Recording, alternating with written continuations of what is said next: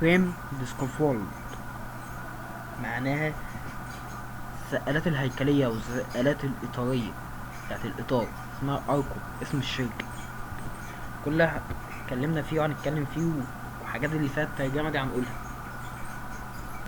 تعال نتكلم عن السقالات الأنبوبية، تيوب أند كلامب.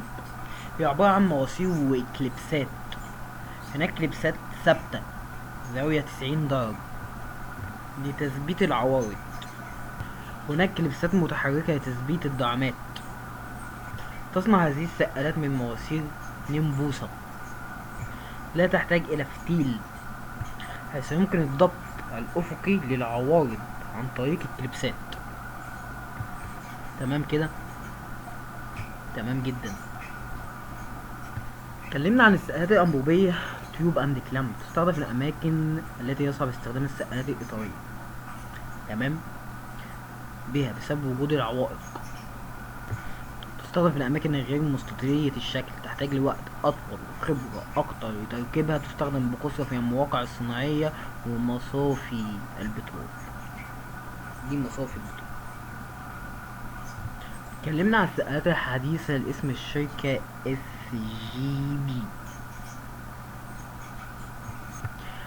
السقالات النموذجية هي الحديثة، عبارة عن أعمدة كل عمود ارتفاعه 2 متر، مركب عليها 50 سنتي.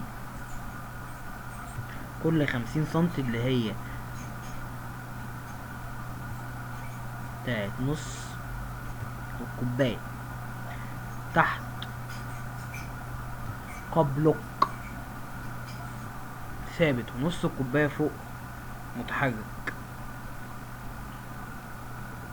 وفي النوع الأمريكاني يخرج منه مواسير مسافة 15 سنتي، يتم إدخال المواسير فيه ووضع بنز بدلا من الكوبايات،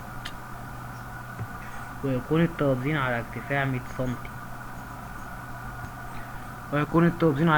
سنتي، و50 سنتي على حسب الوصلات. كلام جامد. السقالات الحديثة اسم الشركة SGB، تستخدم في الأماكن ذات الأشكال المختلفة. لا تحتاج خبرة كبيرة لتركيبها، حيث أنها سهلة التركيب ويتم تركيبها في الأماكن في وقت سريع. وادي الرسمة بتاعتها.